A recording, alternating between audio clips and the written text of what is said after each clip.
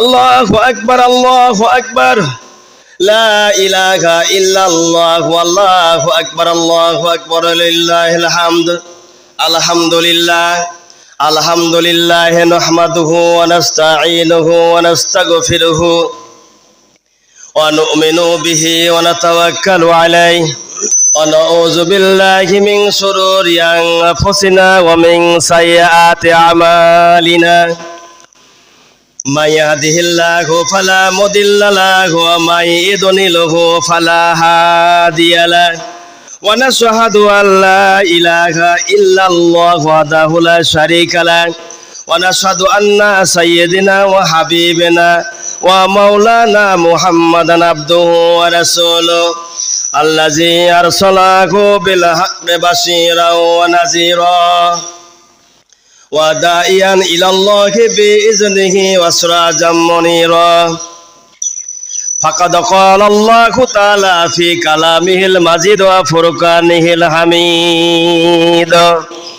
أعوذ بالله من الشيطان الرجيم.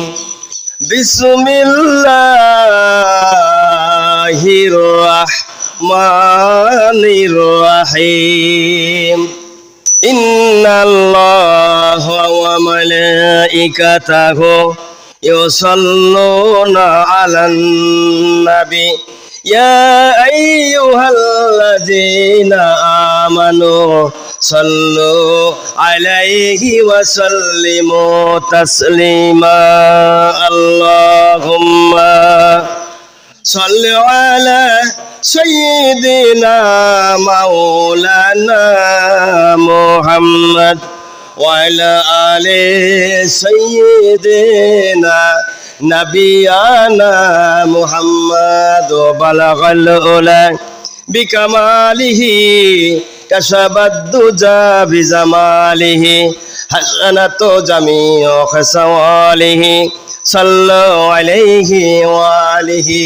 আলহামদুলিল্লাহ, আমরা আল্লাহ সুবহানাহু ওয়া তাআলার দরবারে শুকরিয়া আদায় করি, যিনি আজ 2025 সালে ঈদুল আজহার নামাজ পড়ার জন্য ঐতিহ্যবাহী আমাদের ঈদগাহ ময়দানে আসার জন্য তৌফিক দান করলেন। সেজন্য মহান আল্লাহ তাবারক তাআলার দরবারে শুকরিয়া আদায় করছি, কালেমাতে শুকরিয়া আদায় করছি, পড়ছি আলহামদুলিল্লাহ। গতকাল আমি আলোচনা করেছি মুসলিম জাতির পিতা সাইয়েদনা ইব্রাহিম আলাইহিস সালাতু ওয়াস সালামের জীবনী আলোচনা করেছি। ও আলোচনা করতে গিয়ে বাদশাহ নমরুদ 1700 বছর এই পৃথিবীতে বেঁচে থাকার পরে আল্লাহ পাক তাকে জাহান্নামের কাতরায় পৌঁছা দিয়েছে। বাদশাহ নমরুদের প্রধান মন্ত্রী হামান, সেও জাহান্নামের কাতরায় পৌঁছায় গেছে। সর্বশেষ আমরা যে কথাটি শুনেছি সেটা হলো, বাদশাহ যখন এই পৃথিবী থেকে জাহান্নামে চলে যায়, আল্লাহ রাব্বুল আলামিন তার বন্ধু ইব্রাহিম আলাইহিস সালাতু ওয়াস সালামকে বললেন, বন্ধু, ইসলামের দাওয়াত, দ্বীনের দাওয়াত, রিসালাতের দাওয়াত আপনি দিতে থাকুন। বাদশাহ নমরুদ জাহান্নামের কাতরায় পৌঁছায় যাওয়ার পরে আল্লাহ রাব্বুল আলামিন তার বন্ধুর মাধ্যমে পুরা শাম, সিরিয়া, বেবিলন সহকারে মিশর জয় জয় কর শুরু হয়ে গেল। ইসলাম কবুল করার জন্য লোকেরা পাগল পার হয়ে গেল রে ভাইরা আমার। যখন ইব্রাহিম আলাইহিস সালাতু ওয়াস সালাম বিভিন্ন দেশ থেকে ফিরে এসে প্রথম রাত্রিতে মা হযরতে হাজেরার কাছে যখন গেলেন, যাওয়ার পরে সন্তান জন্ম নিল, তার গর্ভ উপলব্ধি করতে পারলো। মা সারা আলাইহিস সালাতু ওয়াস সালাম নিজেই বিয়ে দিলেন তার স্বামীর সাথে মা হাজেরাকে। বিয়ে দেওয়ার পরে বংশ বিস্তারের আশা রেখে বিয়ে দিলেন, কিন্তু মা সারা আলাইহিস সালাতু ওয়াস সালাম বললেন, হাজেরার যখন পেটে গর্ভে সন্তান, হাজেরার তো মূল্য বেড়ে গেল। সেই জন্য মা সারা আলাইহিস সালাতু ওয়াস সালাম প্রতিহিংসা শুরু করলো। হিংসা বশবর্ত হয়ে আমার ভাইরা হযরতে হাজেরাকে আল্লাহ রাব্বুল আলামিনের বান্দি মা সারা অত্যাচার, জুলুম, নির্যাতন করা শুরু করলো। নির্যাতনের শিকার হয়ে সংসারে না টিকতে পারে মা হাজেরা বাড়ি থেকে পালিয়ে যখন যেতে লাগে, যাবার পরে রাস্তার মাঝে কাপড়ের আঁচলে প্যাঁচ লাগিয়ে রাস্তায় পড়ে যায়। পড়ে যাওয়ার পরে মা হাজেরার হাতটা ভেঙে গেল। হাত ভেঙে যাওয়ার পরে তিনি ভাঙা হাত আল্লাহর দরবারে উঁচু করে বলছেন, রব্বুল আলামিন, আমি এই পৃথিবীতে এমন এক ব্যক্তির বাদী ছিলাম, এই বাদী থাকার কারণে আমাকে মনিব অত্যাচার জুলুম নির্যাতন করেছে। মনিব যখন আমাকে অত্যাচার করে, জুলুম করে, নির্যাতন দেয়, আমি আমার জন্মভূমি মাতৃভূমি ছাড়িয়া আসলাম মনিবের কাছে। মনিব অত্যাচার করলো, শেষ পর্যন্ত আমি বাড়ি ছেড়ে পালাইতে লাগলাম। পালানোর পথে আল্লাহ আমার এই মুসিবত আসলো, হাতটা ভেঙে গেল। আল্লাহ, আমি এখন উপায় কি করি? আল্লাহ রাব্বুল আলামিন ফেরেশতা পাঠায় দিলেন মা হাজেরার কাছে। পাঠায় দিয়ে বলছেন, মানুষের রূপ ধারণ করে ফেরেশতা এসে বলছেন, মা হাজেরা, আপনি কোথায় যাচ্ছেন? তিনি বললেন, আমি যাচ্ছি এলাকা ছেড়ে দিয়ে। কেন যাচ্ছেন? আমার মনিব আমার উপর অত্যাচার করে, জুলুম করে, অত্যাচার জুলুম নির্যাতনের পাহাড় চাপায় দেয়। এই জন্য আমি আমার মনিবের বাড়ি থেকে পালিয়ে যাচ্ছিলাম। এই অবস্থায় শাড়ির আঁচল পেঁচিয়ে আমি পড়ে যাই, আমার হাতটা এরকম ভেঙে গিয়েছে। এই বলে কান্না শুরু করলো। ফেরেশতা জিবরাইল এসে বলছেন, ওগো আল্লাহর বান্দি, আর কাঁদবেন না, আপনার কান্না আল্লাহ রাব্বুল আলামিন আরশে আজিমে মঞ্জুর হয়ে গেছে। আমার ভাইরা, ফেরেশতা যখন হযরতে হাজেরাকে বলছেন, আপনি চিন্তা করবেন না, ফিরে মনিবের খেদমতে লেগে যান, আপনার কান্না আল্লাহ শুনেছেন। আগামী বছরে আপনার কাছে আসিয়ে আমি দেখতে পাবো একটি শিশু মাসুম বাচ্চা। ওই বাচ্চা যখন হবে, আপনি তার নাম রাখবেন ইসমাইল। তার নাম রাখবেন ইসমাইল। হযরত ইসমাইল আলাইহিস সালাতু ওয়াস সালাম পরবর্তী বছরে সত্যি জন্ম নিল।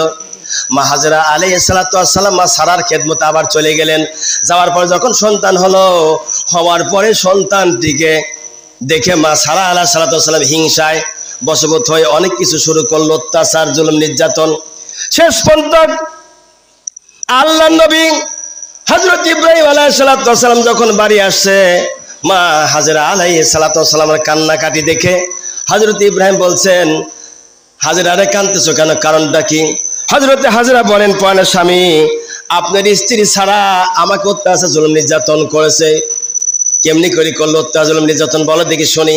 মা হাজেরা বলেন, পয়নের স্বামী, আমার সতীন সারা, এই দেখেন আমাকে নাক ছিদ্র করে দিয়েছে, ফুটো করে দিয়েছে, আমার এই কানটা ছেদন করে দিয়েছে, ফুটো করে দিয়েছে।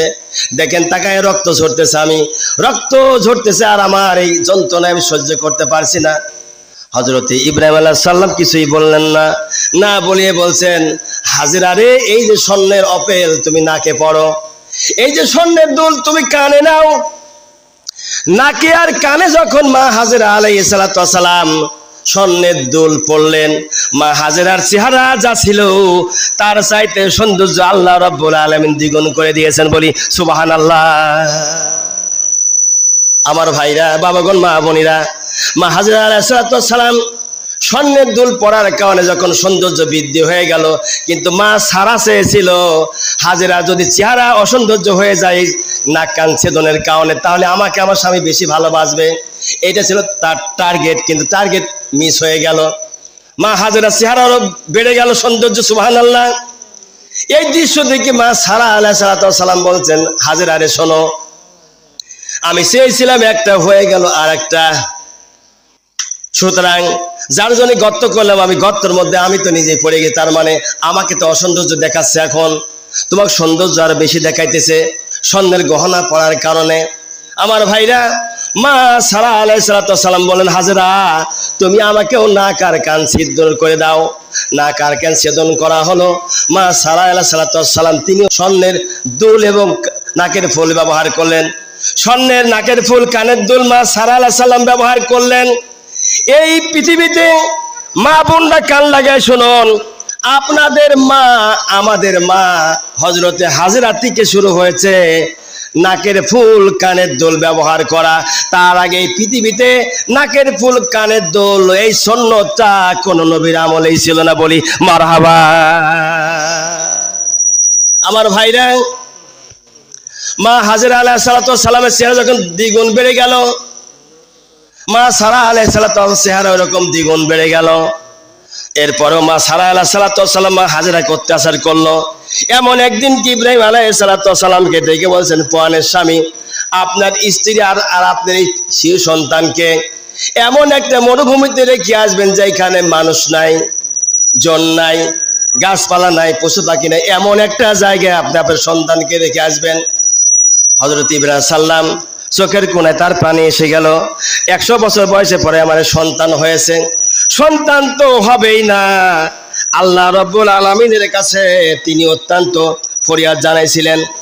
রব্বুল আলামিনের কাছে অত্যন্ত তিনি ফরিয়াদ করেছিলেন, আল্লাহ রব্বুল আলামিন আমাকে একটা পুত্র সন্তান দান করুন। হযরত ইব্রাহিম আলাইহিস সালাম আল্লাহর কাছে বলেছিলেন, রব্বি হাবলি মিনাস সলিহিন। আল্লাহু আকবার, জবান করে বলে আল্লাহু আকবার। হযরত ইব্রাহিম আলাইহিস সালামের দোয়া আল্লাহ রাব্বুল আলামিনের আরশ আজিমে মঞ্জুর হয়ে গেছে। আমার ভাইরা, হযরত ইব্রাহিম আলাইহিস সালামের যখন দোয়া কবুল হয়ে গেল, আল্লাহ পাক তাকে পুত্র সন্তানের সুসংবাদ দিলেন। আর এই পুত্র সন্তান রেখে আসবো মরু ময়দানে, মরুভূমিতে, কেমন কথা হলো। তিনি টেনশন করতেছেন, পেরেশানি করতেছেন। আল্লাহ রাব্বুল আলামিন জানিয়ে দিলেন, বন্ধু ইব্রাহিম, টেনশন করার কারণ নাই, পেরেশান করার কারণ নাই। আমি আল্লাহ রাব্বুল আলামিন সারার কথাটা আমি আল্লাহ আমার দরবারে মঞ্জুর করেছি। অতএব সারা যা চাই আমি আল্লাহ তাই পছন্দ করেছে। আপনি মরুভূমি, মরু ময়দানে আপনার পুত্র সন্তানকে সহকারে আপনার স্ত্রী হযরতে হাজরাকে রেখে আসুন। ইতিহাসের মধ্যে উল্লেখ করেছেন, মক্কা শরীফ আগে নাম ছিল না, ওই জায়গার নাম ছিল ফারান প্রান্তর। এই ফারান প্রান্তরে যখন রেখে আসলো, রেখে আসার পরে দুইটা ইতিহাসে দুই রকম ধরেছে। এক ইতিহাসে লিখেছেন কয়েকটি খেজুরের দানা আর একটু পানি মশকের ভিতরে করে রেখে আসছিলেন। আর এক ইতিহাসে বোধ লিখেছেন কয়েকখানা রুটি আর একটু পানি মশকের মধ্যে করে রেখে আসছিলেন। হযরত সারা আলাইহিস সালামের অত্যাচারে যখন হযরতে ইব্রাহিম আলাইহিস সালাম ওটির উপর সওয়ার করলেন, সওয়ার করিয়ে সন্তানকে আর স্ত্রীকে নিয়ে যখন রেখে আসেন মরুভূমিতে, যেখানে গাছপালা নাই, পশু পাখি নাই, মানুষের কোনো রকম শব্দ আনাগোনা বোঝা যাচ্ছে না, এমন একটা জায়গা রেখে আসলেন। রেখে আসার পথে আল্লাহু আকবার, আল্লাহু আকবার, লা ইলাহা ইল্লাল্লাহু, আল্লাহু আকবার, আল্লাহু আকবার, লিল্লাহিল হামদ। হযরত ইব্রাহিম আলাইহিস সালাম যখন তাকে রেখে আসলেন, রেখে আসার সময় মা হাজেরা জিজ্ঞাসা করলেন, প্রাণের স্বামী, এখানে রেখে যাচ্ছেন মরু ময়দানে, মরুভূমিতে, বাড়িঘর নেই, গাছপালা নেই, পশু পাখা বলতে কিচ্ছু নেই, এমন একটা জায়গা রেখে গেলেন। আমার একটি প্রশ্ন, সেটা হলো এই, আপনি কি আল্লাহর অর্ডারে আমাকে এখানে রেখে যাচ্ছেন? হযরত ইব্রাহিম বলেন, শুধু এতটুকুন কান্না ভরা কণ্ঠে বললেন, এর বেশি কিছু বলতে পারলেন না। হযরতে ইব্রাহিম আলাইহিস সালাম মা হাজরা আলাইহিস সালামকে মরু ময়দানে রেখে এসে একটু দূরে দুহাত উঁচু করলেন, আল্লাহ, আমার স্ত্রীকে আর আমার কলিজার টুকরা সন্তান ইসমাইলকে রেখে যাচ্ছি, তোমার কুদরতি ক্ষমতায় আল্লাহ মেহেরবানি করে আমার স্ত্রী আর সন্তানকে রক্ষা করিও। আমার ভাইরা, হযরতে ইসমাইল আলাইহিস সালামকে যখন মরু ময়দানে রেখে আসলেন, আসার পরে তিনি দূরে এসে কান্নাকাটি শুরু করলেন, আল্লাহর কাছে হাত তুলে দোয়া করে, আল্লাহ, আমার সন্তান, কলিজার টুকরা সন্তানকে আর আমার স্ত্রীকে রেখে গেলাম, আল্লাহ, সহধর্মণীকে আর আমার এই কলিজার টুকরা সন্তানকে খাদ্য খানা রিজিকের ব্যবস্থা তোমার কুদরতি হাতে করে দিও আল্লাহ। এত কাদা কাঁদলেন। হাদিসের মধ্যে আসে, তাফসিরের মধ্যে লিখেছেন, তাফসিরে বয়ানুল কর, তাফসিরে বাইজার, তাফসিরে ইবনে কাসির, তাফসিরে মুনিস, তাফসিরে খাজেন, তাফসিরে আশরাফি, যতগুলো তাফসিরে দেখেছি প্রতিটা তাফসিরের মধ্যে একই রকম কথা লিখেছেন। এত কাদা তিনি কেঁদেছেন, কাঁদতে কাঁদতে দাড়ি মোবারক ভিজে বুক ভেসে যাচ্ছিল চোখের পানিতে।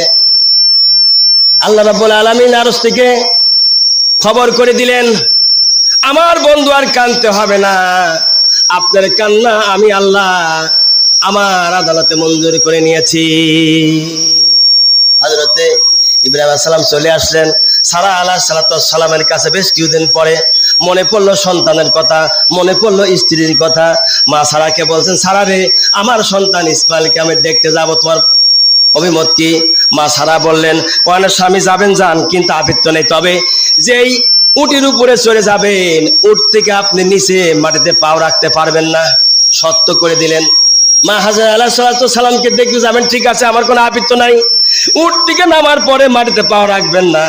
মা হাজরা আলাইহিসসালাম সেখানে বসবাস করতেছে না। এদিকে ইসমাইল আলাইহিসসালাম 3 দিন গত হয়ে গেছে, যে খাদ্য দিয়ে আসছে, পানি দিয়ে আসছে। প্রথমের কথা আবার ফিরে যাচ্ছি, কেননা ইতিহাস থেকে ইতিহাস না বললে আপনারা বুঝতে পারবেন না। যেই ইসমাইলকে, মা হাজরাকে মরু ময়দানে প্রাণ প্রান্তে রেখে আসছে, আসার পরে পানির পিপাসা, ক্ষুধার্ত ভাব দুইজনেরই একই অবস্থা লেগেছে। মায়ের যদি পেটে যদি খাদ্য না থাকে, বুকি দুধ কোত্থেকে আসবে? সুতরাং এক এক করে 3 দিন গত হয়ে গেল। যে রুটি বা খেজুর দিয়ে আসছিলেন হযরত ইব্রাহিম আলাইহিস সালাম, সেটা 3 দিনে খায় শেষ। অল্প একটু পানি দিয়ে আসছিলেন মশকের ভিতরে, পানিও শেষ, পানিও শেষ, খেজুর বা রুটিও শেষ হয়ে গেছে। মা হাজরা আলাইহিস সালাম পানির সন্ধানে বেরোচ্ছেন। চিন্তা করলেন, পানিতে এখানে কিছুই নাই, আশেপাশে দেখাও যায় না। অনুভব হলো মারোয়া পাহাড়ের উপর একটু পানির বোধহয় ফোয়ারা জারি হয়েছে, পানি আছে। এই চিন্তা করে মারোয়া পাহাড়ে গেলেন দৌড়াইয়া। মারোয়া পাহাড়ে দৌড়াই গিয়ে দেখে ওখানে পানি নাই। মারোয়া পাহাড় থেকে আবার যখন দক্ষিণে চায়, দেখে ছাপা পাহাড়, ছাপা পাহাড়ের উপরে পানির ফোয়ারার মতো দেখাচ্ছে। তিনি ছাপার দিকে আবার দৌড়ায় চলে গেলেন। কোন কোন সময় দেখা যায় সমতল জায়গায়, ওই জায়গাতে তিনি 2 পায়ের আঙ্গুলের উপরে ভর করে উকি মারি সন্তানকে দেখে, সন্তান বেঁচে আছে না মারা গেছে। রোদের তাপেতে ক্ষুধার যন্ত্রণায় কলিজার টুকরা সন্তান যার আছে সেই মা বোঝে, যার হয়নি সে কোনোদিন বুঝবে না। আমার ভাইরা, বাবাগণ, মা বোনেরা, হযরত ইব্রাহিম আলাইহিসসালামের স্ত্রী মা হাজরা আলাইহিস সালাম চলে গেলেন সাফা পাহাড়ে। সাফা পাহাড়ে গিয়ে দেখে পানি নাই। শেষ পর্যন্ত মা হাজরা আলাইহিস সালাম সাফা পাহাড়ে গিয়ে দেখে মারোয়া পাহাড়ে বোধহয় পানি। এবার ওখান থেকে দৌড়াবার দিলেন। এভাবে করে 7টা দৌড়ে দিয়েছিলেন মা হাজরা আলাইহিস সালাম। এই 7টা দৌড়টার কারণে আল্লাহ রাব্বুল আলামিন প্রত্যেক হাজিকে দৌড়াদৌড়ি করা 7 বার আল্লাহ পাক বিধান করে দিয়েছে। জোরে বলি সুবহানাল্লাহ। হযরত ইব্রাহিম আলাইহিস সালাম যখন তার স্ত্রীকে জন্য যখন যায়, মা হাজরা আলাইহিস সালাম রয়েছেন, সন্তান রয়েছেন। মা সারা আলাইহিস সালাম বলছেন, আউটির উপরে যাইতে পারেন, নিচে নামে মাটিতে পাও দিতে পারবেন না। দেখতে চলে গেছে। এর মধ্যে বণিকের দল ভুল করিয়ে রাস্তাঘাট এড়িয়ে মা হাজরা আলাইহিস সালামের কাছে আসছে। কিন্তু ওই জায়গা ইসমাইল আলাইহিস সালামের পানি যখন পিপাসা লাগে, পায়ের গোড়ালি দিয়ে তিনি আঘাত হানলেন। আঘাত করার পরে আল্লাহর কুদরতে হযরত ইসমাইলের পায়ের গোড়ালি থেকে পানির ফোয়ারা আল্লাহ রাব্বুল আলামিন জারি করে দিয়েছে। মা হাজরা আলাইহিস সালাম 7 বার যখন দৌড়াদৌড়ি করলেন 2 পাহাড়ে, ছাপা মারোয়া পাহাড়ে দৌড়াদৌড়ি করে পানি পেলেন না। সন্তানের পায়ের গোড়ালির দিকে যখন পানির ফোয়ারা জারি হয়েছে, অমন সময় মা হাজরা দেখে পানি করে চলে যায়। তখন তিনি বালি দিয়ে ভাবে করে বাদ দিচ্ছে। বাদ দেওয়ার পরে পানি স্থির হয়ে গেল। ওই পানি তিনি পান করলেন, সন্তানকে খাওয়াই দিলেন, তৃপ্তি সহকারে খাইলেন। এত সুস্বাদু পানি আল্লাহর জগতে আর ওই রকম পানি হয় না, বলি সুবহানাল্লাহ। আল্লাহু আকবার, আল্লাহু আকবার, লা ইলাহা ইল্লাল্লাহ, আল্লাহু আকবার, আল্লাহু আকবার, আলিল্লাহিল হামদ। আল্লাহ পাক রহমত নাজিল করলেন। এত রহমত দিলেন, যখন পানির ফোয়ারা জারি হয়েছিল প্রাণ প্রান্তরে মক্কা শরীফ যেখানে নাম হয়েছে। হাজরা আলাইহিস সালাম একবারই থাক, বারবার আসা করলে কথা বলার সমস্যা হয়, এদিক ওদিকে আমার নজর চলে যায়, যেটুক হচ্ছে হোক গা। হযরত হাজরা আলাইহিস সালাম যখন তিনি পানির ফোয়ারা যখন জারি হয়েছে, এই পানিটা থামানোর জন্য চতুর্দিকে বাদ দিচ্ছে। ভাবে করে বাদ দেওয়ার সময় বলছে জমজম, অর্থাৎ জম মানে থাম, জম মানে থাম, থাম থাম, পানি যাইস না। এভাবে করে করে তিনি বাদ দিচ্ছে আর বলছে জমজম, পানি রে থাম। তা থেকে মা হাজরার কথা কিয়ামত পর্যন্ত হাদিস কোরআনের ভিতরে জমজম কূপ নামে আল্লাহ রাব্বুল আলামিন আখ্যায়িত করে। জোরে বলি সুবহানাল্লাহ। ভাইরা আমার, জমজম কূপের উৎপত্তি। বণিকের দলের লোকেরা পানির সন্ধানে বের হয়েছে, ভুল করিয়ে পথ হারাইয়া মাঝখানে চলে যায়, দেখে শিশু একটা মাসুম বাচ্চা মহিলা মানুষ মরু ময়দানের ভিতরে দাঁড়ানো রয়েছে। লোকেরা পানির মালিক মনে করে মা হাজেরাকে জিজ্ঞাসা করলো, হা মা, আপনি এখানে একা একই কেন এই শিশু বাচ্চা লইয়ে? মা হাজেরা তার হিস্ট্রিটা সম্পূর্ণ খুলে বললেন। বণিকের লোকেরা বলছেন ইব্রাহিম নামে একজন নবী আছে, বাচ্চা নমরুদ তাকে অগ্নির কুণ্ডে নির্মাণ করে ফেলেছিল, আমরা তাকে জানি চিনি মানি, তিনি একজন আল্লাহর নবী। ও মা, আপনি যদি আল্লাহর নবীর স্ত্রী হয়ে থাকেন, আপনাকে অনুরোধ করছে এই জায়গাটুকু আমাদেরকে আবাদ জমিত করার জন্য একটু ব্যবস্থা করে দেন। আপনাকে আমরা বাড়ি ঘর করে দেব, জায়গা জমির ব্যবস্থা আপনার করতে হবে না, যা করার আমরাই করব। এই পানি দিয়ে আমরা ফসল আদি সব কিছু আমরা উৎপাদন করব, অনেক ফসল আদি উৎপাদন করবো, আপনাকে ফসল আদি দিব, খাদ্য খানাও দিব, বাড়ি ঘর করে দেব, আপনারা কোনো চিন্তা থাকবে না, নো টেনশন, কোনো টেনশন নাই। আল্লাহ রাব্বুল আলামিন আপনার প্রতি রহমত নাজিল করেছে, বলি মারহাবা। আল্লাহু আকবার, আল্লাহু আকবার করেন, আল্লাহু আকবার, আল্লাহু আকবার, লা ইলাহা ইল্লাল্লাহু, আল্লাহু আকবার, আল্লাহু আকবার, ওয়ালিল্লাহিল হামদ। জোরে জোরে মাঝে মাঝে পড়বেন আমার ভাইরা। হযরতে ইব্রাহিম আলাইহিস সালাম পরে যখন তিনি রওনা করলেন আরোহণ করিয়ে মা হাজরা আলাইহিস সালামকে দেখার জন্য, দেখে আশেপাশে বাড়ি ঘরে পরিপূর্ণ, কানাই কানাই হয়ে গেছে, শস্য শ্যামল, এত মাঠ ভর্তি হয়েছে। হযরত ইব্রাহিম গিয়ে জায়গা চিনতেই পারছে না, নবী মানুষ। চিন্তা করলেন এমন একটা জায়গা আমি রেখে গেলাম, একেবারে মরু ময়দান, মরুভূমি, এইসব বাড়িঘর কিছুই ছিল না, এই জায়গা ফসলাদি গাছগাছালি কিছুই ছিল না, এগুলো কোত্থেকে আসলো? তিনি উটির উপরে যাচ্ছে আর তিনি বাড়াবাড়ি দিকে ওদিকে চাচ্ছে। মা হাজেরা সালাম দূর থেকে বুঝতে পেরেছে আমার স্বামী আইতেছে। তখন তিনি হযরত ইসমাইলকে বলছে, বাবা ইসমাইল, ওই যে তোমার পিতা আসতেছে। হযরত ইসমাইল আলাইহিস সালাম দৌড়ায় গেলেন আল্লাহ নবী ইব্রাহিম আলাইহিস সালামের কাছে। আল্লাহ নবী ইসমাইল আলাইহিস সালামকে সামনে উঠায় বসালেন। এরপরে মা হাজেরা আগায় গেলেন, জিজ্ঞাসা করলেন এই অবস্থা কেমনি, কি হলো? তিনি সব খুলে বললেন। মা হাজেরা আলাইহিস সালাম বলে, স্বামীরে নিচে নামন। কয় না, সারা কি ওয়াদা দিয়ে আসছি, আমার গুনাহ হবে যদি নিচে নামি, ওনার ওয়াদা বরখেলাপ হয়ে যাবে। ওয়াদা দিয়ে আসছি আমি এই সোয়ার থেকে নিচে নামতে পারবো না, মাটিতে পাও দিতেই পারবো না। সারা এই কথা বলে দিয়েছে।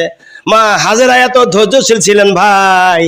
মা হাজেরা বলছেন, প্রাণের স্বামী, আজকের রাতটা থেকেই যেতে হবে, আমি আপনাকে অনুরোধ করছি। অনেক অনুরোধ অনুনয় বিনয় করলেন।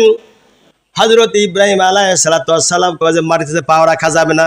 মা হাজেরা আলাইহিস সালাম দুইটা বড় বড় পাথর আনলেন, ওই পাথরের উপরে হযরত ইব্রাহিম আলাইহিস সালাম পা রাখলেন, আর এক পাথর সামনে দিলেন, সেই উপরে পা রাখলেন, পিছনের পাথর যখন সামনে দেয়, এভাবে করে করে মা হাজেরা আলাইহিস সালামের ঘরে আসলেন।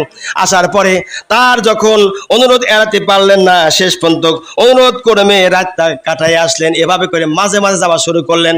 এমন একদিন আল্লাহ রাব্বুল আলামিন তার বন্ধুকে জানায় দিলেন, বন্ধু আমার দরদের বন্ধু, আমি আল্লাহ রাব্বুল আলামিন আপনাকে অনেক বড় বড় পরীক্ষা করেছি, যে এই পরীক্ষাগুলোতে আপনি উত্তীর্ণ হয়েছেন। আল্লাহ রাব্বুল আলামিন তাকে আবার পরীক্ষা করে বলছেন, আমার বন্ধু, আপনাকে কুরবানি করতে হবে সবচেয়ে প্রিয় বস্তু। কি কুরবানি করব? সবচেয়ে প্রিয় বস্তু যেটা, ওইটাই কুরবানি করতে হবে। হযরত ইব্রাহিম আলাইহিস সালাম চিন্তা করলেন, প্রিয় বস্তু বলতে তো আমার সয় সম্পদ, অর্থ এটা বুঝাইছে। ভালো ভালো উট বের করে দিয়ে তিনি জবাই করলেন, দুম্বাগুলি জবাই করলেন, 100 দুম্বা জবাই করলেন। দুম্বা যখন জবাই হয়ে গেল, পরবর্তী রাত্রে তা আবার স্বপ্ন দেখছেন, আমি আপনাকে বলছি প্রিয় বস্তু জবাই করতে।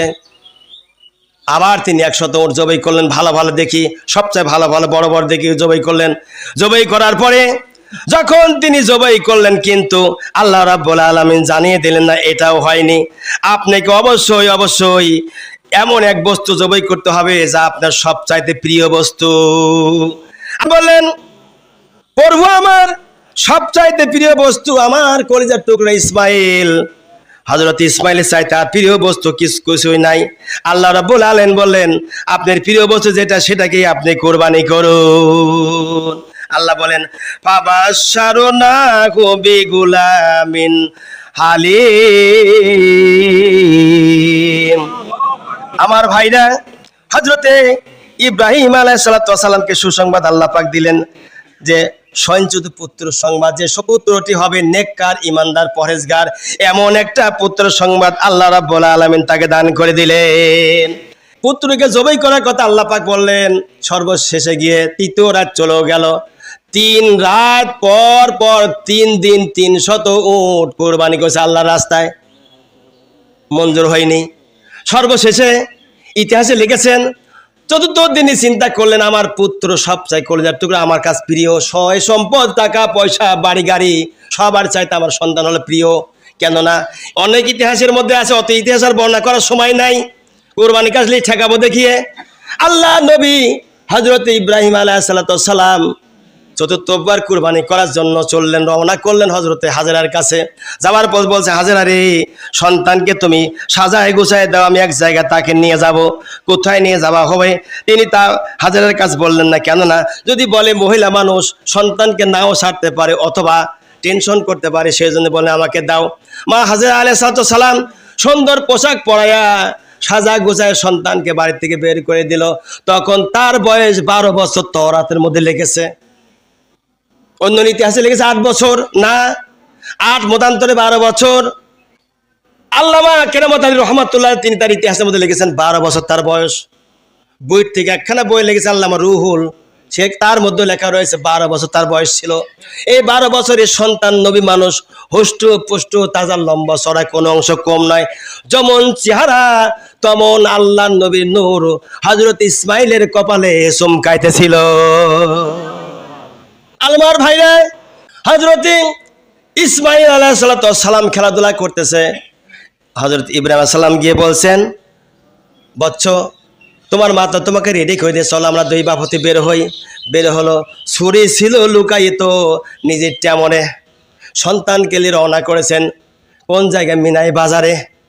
এদিকে ইবলিস শয়তান বসে নাই। হযরত ইসমাইল আলাইহিস সালাম পিতা নবী মানুষ, তিনিও নবী, কিন্তু পিতা নবী মানুষ ধাপ বড় বড় ফেলে আগায় গেছে, সন্তানের ধাপ ছোট ছোট, ওই জন্য পিছ পড়ে গেছে কিছুটা। ইবলিস শয়তান কানের কাছে মানুষের রূপ ধারণ করে গিয়ে বলছে, বৎস ইসমাইল কোথায় যাচ্ছ? বাবার সাথে। কেন যাচ্ছ? দাওয়াত খাইতে। কর না, তোমার বাবা দাওয়াত খাতে নিচ্ছে না, তোমার বাবা কিন্তু কুরবানি করার জন্য তোমাকে নিচে জবাই করবে। ধমক মারে বলছে, আরে মিয়া কেউ কি তুমি? বাবা কোনোদিন সন্তানকে কুরবানি করতে পারে এটা কি জীবনে শুনিছাও নাকি? এমন আজব কথা আমি কোনোদিন শুনি নাই। কি বাবা আমাকে কুরবানি করবে? না, তোমার বাবা আল্লাহর হুকুমে সব করতে পারে। হযরত ইসমাইল আলাইহিস সালাম বলছেন, যদি তাই করে থাকে, আমার আল্লাহ যদি আমাকে পছন্দ করেন, দুনিয়ার ভিতরে এত লোক থাকতে, আমার পিতা নবী মানুষ তাকেও থাকতে, আমাকে যদি আল্লাহ পছন্দ করে, এর চাইতে সুখের কপাল পৃথিবীতে আর কিছু হয় না। বলি সুবহানাল্লাহ। হযরত ইসমাইল আলাইহিস সালাম বলেন, বুঝছি তুমি বোধহয় শয়তান, ধোঁকা দিতে আমাকে আসছো, থামো। এই করি বলিয়ে একটা একটা করে 7টা পাথর নিক্ষেপ করেছে শয়তানের গায়েতে। যখন মাসুম বাচ্চাটি শয়তানের গায়ে 7টা পাথর নিক্ষেপ করে শয়তানকে তাড়ায় দিয়েছে। শয়তান দেখলো, বাবারে বাবা, মানুষ ছোট হতে পারে কিন্তু ধার কম নয়। পালাইছে, ভাগেছে। মা হাজেরার কাছে গিয়ে বলছে, মা হাজেরা, আপনার সন্তান ইসমাইল কোথায়? মা হাজেরা বলছেন, তার বাবার সঙ্গে গিয়েছে দাওয়াত খাইতে। কয় না, দাওয়াত খাইতে যায়নি, আপনার সন্তানকে জবাই করতে নিয়ে গেছে। কি বলো তুমি? কয় হ্যাঁ। কেন জবাই করবে? পিতা কোন পুত্রকে জবাই করতে পারে না? কয় না, আল্লাহর হুকুমে ইব্রাহিম নবী সব কিছু করতে পারে। মা হাজেরা বুঝতে পারলেন এটা তো শয়তান, তাই তিনিও এক এক করিয়ে 7টা পাথর শয়তানকে নিক্ষেপ করলো। শয়তান ওখান থেকে ঝাড়িয়ে দৌড় মারলো, পাত্তা পেল না। সন্তানের 7 ঢেল, মায়ের 7 ঢেল, এই 7টা ঢেলকে আল্লাহ রাব্বুল আলামিন এত খুশি হয়েছেন ঢেল মারার কারণে। এই কারণে আল্লাহ পাক হাজীদের উপরে শয়তানকে ঢেল মারা ওয়াজিব করে দিয়েছে। বলি সুবহানাল্লাহ। জোরে বলা যাবে কিনে ভাই একটু সুবহানাল্লাহ? আল্লাহু আকবার, আল্লাহু আকবার, লা ইলাহা ইল্লাল্লাহু, আল্লাহু আকবার, আল্লাহু আকবার, ওয়ালিল্লাহিল হামদ। যখন সন্তানকে নিয়ে আসলো মিনাই বাজারে, মিনাই বাজারে নিয়ে আসার পরে সন্তানকে তিনি ডেকে বলছেন, বচ্চ শোনো। ফালাম্মা বালাগা মাহুস সায়া ক্বালা ইয়া বুনাইয়া ইন্নী আরা ফিল মানামি আন্নী আযবাহুকা ফানজুর মাযা তারা। হযরত ইব্রাহিম আলাইহিস সালাম তিনি বললেন, ফালাম্মা বালাগা মাহুস সায়া, পুত্রী তার সঙ্গে চলার মতো বয়স হলো, তখন পুত্রকে বলছেন কলা, পুত্র শোনো, ইয়া বুনাইয়া ইন্নী আরা ফিল মানামি আন্নী আজবাহুকা ফাংজুর মাজা তারা, হে বৎস, আমি স্বপ্ন দেখেছি তোমাকে কুরবানি করছি, তাই তোমাকে এখানে নিয়ে আসছি, তোমার অভিমতটা কি একটু বলো দেখি শুনি, তোমার অভিমত কি? পুত্র এবার জবাব দিচ্ছেন, ক্বালা ইয়া আবাতিফ আলমাতু মারু সাতাজিদুনি ইনশাআল্লাহু মিনাস সাবিরিন। হযরত ইসমাঈল আলাইহিস সালাতু ওয়াস সালাম বলছেন ক্বালা, সে বলে হে আমার পিতা, ইয়া আবাতিফ আল মা তো মারু, ও আমার পিতা আপনি শুনুন, আল্লাহ রাব্বুল আলামিন যে নির্দেশ দিয়েছেন আপনাকে, ওই নির্দেশ আপনি পালন করুন, কোনো চিন্তা করবেন না, টেনশন করবেন না। সাতাজিদুনি ইনশাআল্লাহু মিনাস সাবিরিন, ও আমার পিতা, আল্লাহ চাইতে আপনি আমাকে ধৈর্যশীলদের মাঝে একজন পেয়ে যাবেন, বলি মারহাবা। এখনকার সন্তানরা হলে কি হতো, বাবা আমাকে জবাই করবি, আল্লাহর বেটার মার তো দেখি, ও আমাকে জবাই করতে কোনে নিয়ে আসে, জঙ্গলে নিয়ে আসে, বলতো কি বলতো না? যদি এইটাই করতো, ইসমাইল যেমন প্রথম যদি কুরবানি হতো, তাহলে এই পৃথিবীতে যত বড় সন্তান সবগুলাকে কুরবানি হতো। দুইজনই যখন সম্মতি হয়ে গেল, আল্লাহ কথা কোরআনে কারিমায় কোট করেছেন, ফালাম্মা আসলামা ওয়া তাল্লাহু লিল জাবিন, যখন দুদিন সম্মত হলো, জোর করে নয়, মানুষ জোর করে একে অপরকে হত্যা করে, মাথার উপর বাড়ি দেয়, ছুরি চালায়, বন্দুক চালায়, রাইফেল চালায়, ড্যাগার চালায়। আল্লাহ রাব্বুল আলামিন বললেন, আমার বন্ধু সম্মতি দিয়েছিলেন, তার সন্তানও বলছেন হ্যাঁ আমি রাজি আছি।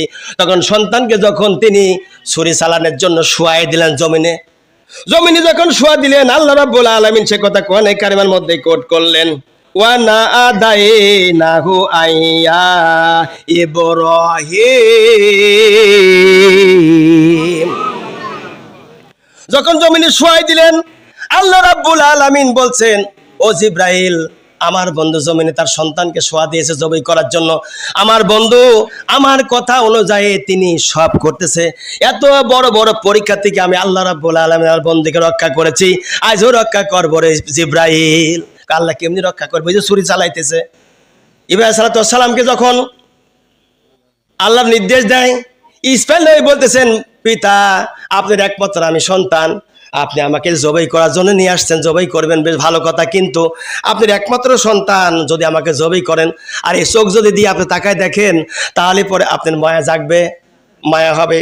আমিও আমার জান রক্ষা করার জন্য আমি নড়াচড়া করতে পারি, নড়াচড়া করতে গেলে পরে পায়ের গুতা, হাতের গুতা, নবী মানুষ আপনার গায়ে লাগতে পারে। অতএব আমার দুইটা হাত আপনি বেঁধে দেন, আগে দুইটা পা বেঁধে দেন, দুইটা হাত দুইটা পা বাঁধেন, আর আপনার চোখ বাঁধেন, আমার চোখটা বেঁধে দেন, যাতে করে আপনার দিকে আমার চেহারা না যায়, যেন বলতে না পারে আমার পিতা হয়ে আমাকে জবাই করতেছে। আর আপনি যদি এটা না কইতে পারেন আমার সন্তানকে আমি জবাই করতেছি, হারে আমি জবাই করবো না, এমন কথা না হয়। কেননা আল্লাহর হুকুম, সন্তানকে জবাই করা, জবাই করতেই হবে। সুবহানাল্লাহ কবেন না? বাড়ি যাই কেন সুবহানাল্লাহ, জোরে বলেন সুবহানাল্লাহ। ভাইরা আমার, আল্লাহ নবী ইসমাঈল আলাইহিস সালামকে যখন তিনি শুয়ায়ে ফেললেন জমিনে, শুয়ায়ে ফেলার পরে তখন বিসমিল্লাহ আল্লাহু আকবার বলছে, আল্লাহু আকবার, আল্লাহু আকবার, লা ইলাহা ইল্লাল্লাহ, আল্লাহু আকবার, আল্লাহু আকবার, আলিল্লাহ। আমার ভাইরা, হযরত ইব্রাহিম আলাইহিস সালাম এবারে যখন জবাই করতে গিয়েছে, সন্তানকে যখন জবাই করবে, সন্তান যখন বলছে হাত পা বেঁধে নেন, আপনি চোখটা বেঁধে নেবেন। ও বাবা, ভাই সকল, প্রশ্ন করি আপনাদেরকে, এমন কোন নিষ্ঠুর পিতা আছে সন্তান মাসুম বাচ্চার কথা শুনিয়া চোখে পানি না আসে পারে? ওই সন্তানের কথা শুনে বাবার চোখে পানি এসে গেল, বাবা চোখে পানি নিয়ে সন্তানকে শোয়া দিয়ে বিসমিল্লাহ আল্লাহু আকবার বলে জবাই করতে গিয়েছে। জবাই করতে গিয়ে ছুরি চলছে না গলাতে, ফেরেশতা বলছে, আল্লাহ তোমার বন্ধু জবাই করে কিন্তু ফেললো। আল্লাহ পাক বলেন, ফেরেশতারা না জবাই করতে পারবে না, আমি অর্ডার না করা পর্যন্ত ছুরি কথা বলতে পারবে না। এবারে আবার যখন তিনি মনে মনে ভাবলেন জবাই হল না কেন, ছুরির বোধহয় উল্টা দিক হয়ে গেছে, আবার জবাই করার জন্য সোজার দিক খুলে নিল। চোখটা খুলিয়ে ছুরি তাকা দেখে না ঠিকই আছে, আবার তিনি বিসমিল্লাহ আল্লাহু আকবার বলে জবাই করতে যায়। তখনও ছুরিতে তার গলা কাটে না। ফিরিস্তারা বলছে রব্বুল আলামিন তোমার বন্ধু কিন্তু জবাই করে ফেললো, এবার আর রক্ষা করার নেই। আল্লাহ বলেন থামো ফেরেশতা, জবাই হবে না, আমি আল্লাহ আমার বন্ধুকে রক্ষা করব, তুমি তো জানো না।